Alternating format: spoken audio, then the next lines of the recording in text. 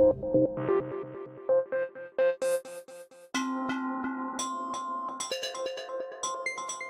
buenas noches, bienvenidos a la Nave del Misterio.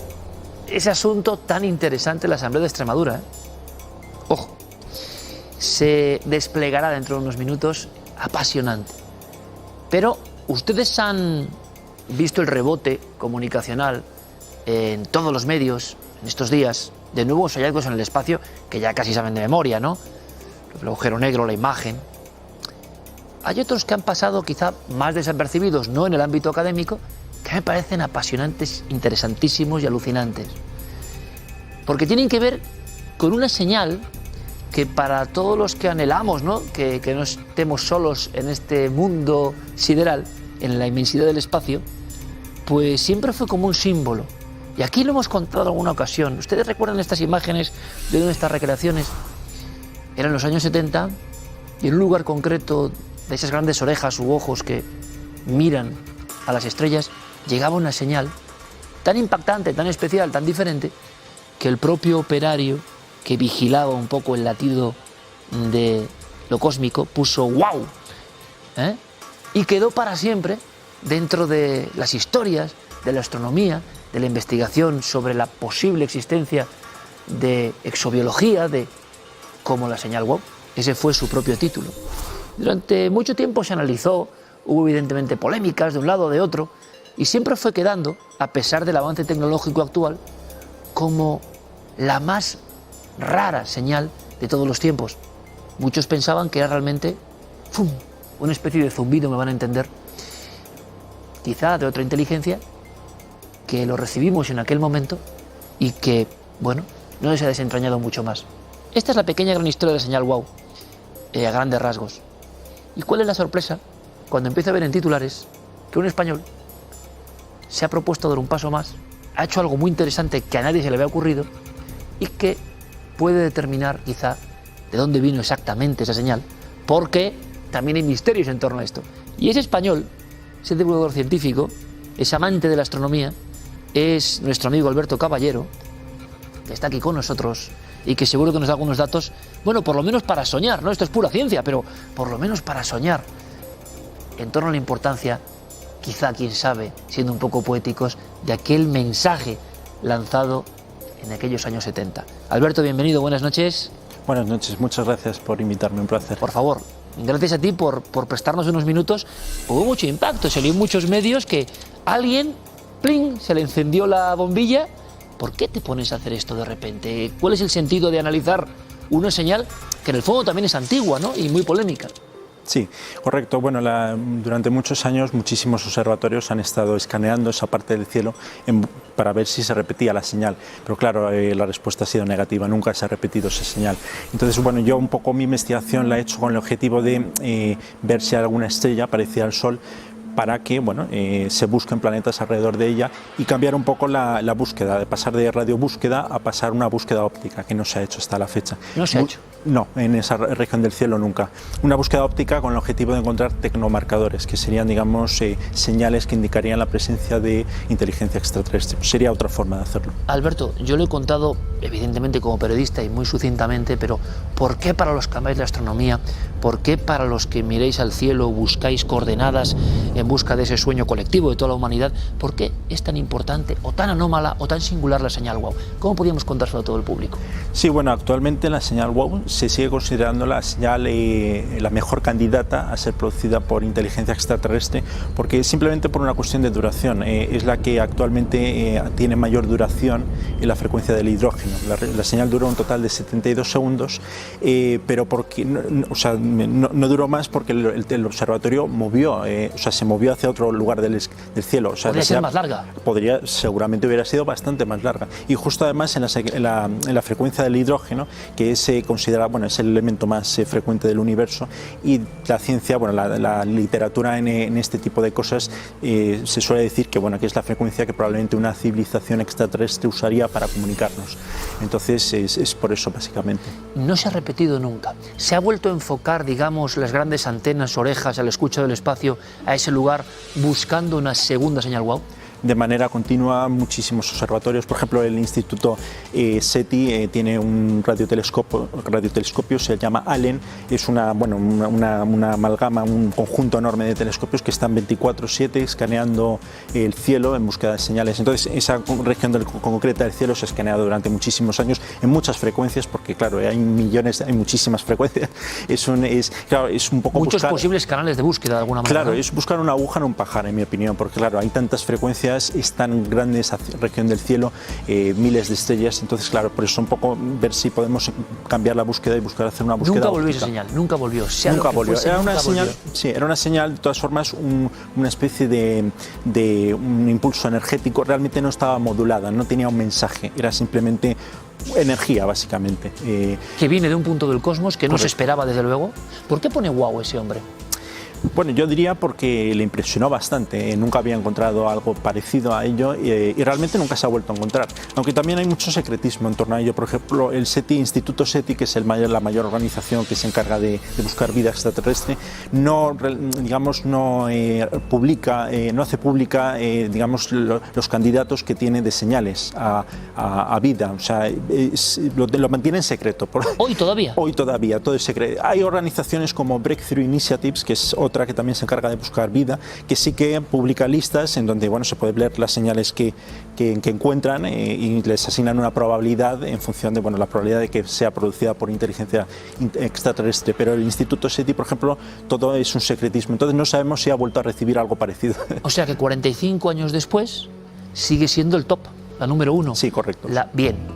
Y Alberto Caballero dice, oye, vamos a subir un peldaño. Esto se ha quedado como un misterio perenne de la ciencia, la astronomía, lo sideral. ¿Y qué se te ocurre hacer para que todos lo entendamos? Sí, muy sencillo. Simplemente hay una base de datos de la Agencia Europea Espacial con muchas estrellas, con todas las estrellas prácticamente del cielo. Entonces yo simplemente busqué aquellas que tenían un tamaño, una luminosidad y una temperatura parecidas al Sol. Y que venían de esa región de donde vino la señal. Correcto, de esa región. No es un punto concreto, sino una región con miles de estrellas. No se sabe exactamente qué parte. Y básicamente, pues encontré un par de candidatos. Una estrella muy parecida al Sol, que podríamos decir que es posiblemente un gemelo del Sol, y luego encontré otras dos que también temperatura y tamaño muy parecidos y luminosidad bastante parecida también. Entonces, podrían también posiblemente ser también gemelos del Sol. ¿Y esto por qué no lo ha hecho nadie antes?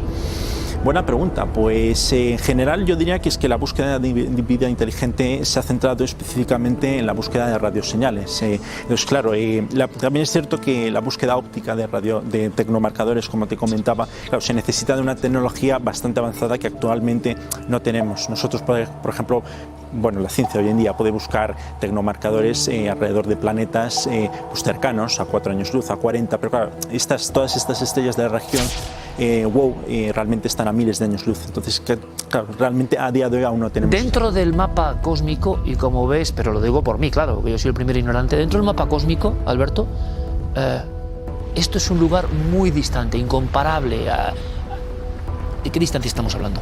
Sí, correcto. Esa pregunta además es muy buena porque realmente la estrella que propuse como candidato más parecida al Sol realmente es la única de toda la región. En total yo calculo que la base de datos solo te permite ver 4.000 estrellas en esa región, pero yo calculé unas 6.300 más o menos. Realmente solo encontré una que era gemela del Sol. Esta está a 1.800 años luz de distancia. Y lo más curioso es que hay un trabajo científico por otro autor, un autor anterior, dictaminó que lo más probable es que la civilización más cercana a la nuestra esté a 1.900 años luz. Coincide un poco. Me llevé una sorpresa impresionante cuando encontré esta 1.800 y comparándolo con lo que decía el otro autor, que a 1.900 estaría la más cercana. Entonces, 100 años luz puede sonar mucho, pero claro, efectos en términos galácticos es la vuelta de la esquina. Entonces es lo más impresionante de la señal. ¿Tiene nombre esa estrella que tú localizas como posible foco emisor de la señal WOW? No, realmente no tiene un número concreto, es 2 más y una serie de números. O sea, una nomenclatura imposible. Correcto, ¿no? Imposible, no, es una estrella muy rara que de hecho nadie ha buscado planetas en ninguna parte de esas 6.300 estrellas, nadie ha buscado planetas, no se ha encontrado ningún planeta absoluto de ningún tipo. ¿Me quieres decir, Alberto, y me lo estás contando perfectamente, que en el lugar de origen, vamos a llamarle el rumbo, la dirección sideral de la señal más extraña, no se ha hecho mucho hincapié tampoco en buscar allí, y un español 45 años después, es el que en un trabajo de enorme polémica, que también te quiero preguntar por eso, ¿cuál ha sido el impacto que tiene cuando alguien quizá inesperadamente hace este trabajo sobre la señal WOW, que imagino que eso también tiene, por un lado, siempre eco incluso fuera de los medios académicos, pero no sé qué habrá despertado también en otros?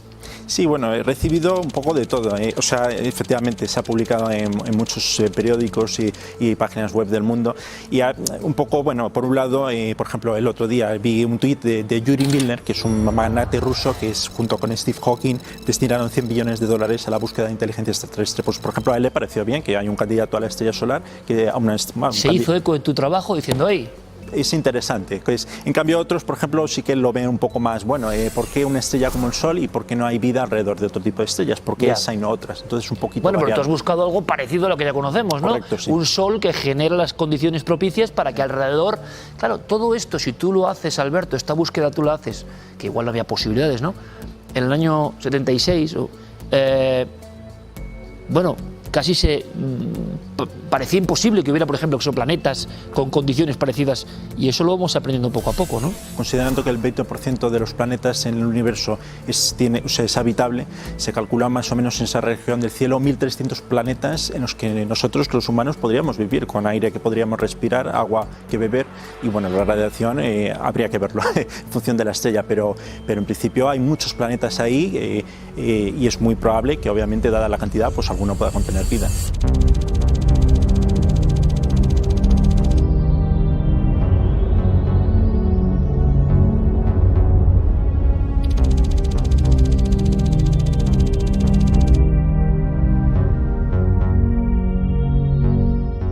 Vino de ahí la señal WOW, ¿eh? ¿Cómo me gustaría, ustedes también, ver a Alberto un día recibiendo algún dato y él poniendo wow o olé o eureka, ¿no? Sería maravilloso. Oye, Alberto, me ha encantado cómo nos lo has contado y me encantaría, porque sé que has hecho otras propuestas que pueden ser muy interesantes en el ámbito de lo sideral, porque la señal WOW es solo una cosa. Yo te invito a que vengas a contárnoslo de esta manera tan clara, te lo agradezco muchísimo y me encanta que un español, no alguien en el observatorio de Hawái, no alguien en Estados Unidos, con todo mi respeto, sino un español, como siempre, me imagino, más con inteligencia que con medios, que es lo que nos suele pasar, pero que pone una pica en Flandes y hasta los grandes magnates importantes que están invirtiendo en el espacio dicen, hey, ojo con este chico. Así que, lo tendremos muy en cuenta y hablaremos de más cosas. Te lo agradezco mucho, Alberto. Igualmente, gracias, de verdad, encantado. Gracias. Bueno, fíjate, tú sabes, Alberto, que en lo que es nuestro planeta, este planeta que, bueno, parece que ha sido tocado por la bendición de la vida, por lo menos en muchos kilómetros, se me entienda, a la redonda, pues para las antiguas civilizaciones, tú sabes que siempre fue muy importante en el fondo del cielo, claro, en el cielo pasaba de todo, y su comunicación tierra-cielo, ¿no? Así que de las propuestas científicas de Alberto y las ideas de buscar una señal, vamos a pasar a una región del planeta alucinante y muy polémica con España, les hablo del Sáhara, y a los intentos, vamos a llamar de quizá primitiva astronomía, que siempre han estado ahí como un sueño del hombre antiguo, no solo de los jóvenes científicos e investigadores, ¿no? Así que te va a gustar este viaje también. Alberto, mil gracias, hasta la próxima. Muchas gracias.